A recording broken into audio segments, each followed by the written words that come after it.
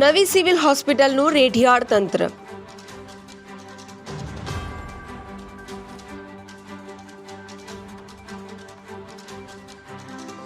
નવી સિવિલ હોસ્પિટલમાં દર્દીઓ માટે સેલ્ફ સર્વિસ શરૂ કરવામાં આવી.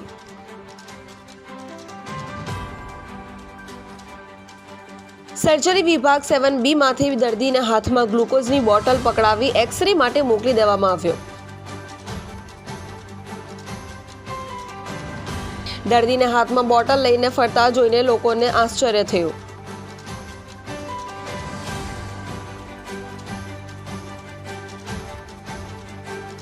નવી સિવિલ હોસ્પિટલના તંત્ર સામે લોકોનો આક્રોશ. પ્રતિક ડોલી, જનસાક્ષી ન્યૂઝ, સુરત.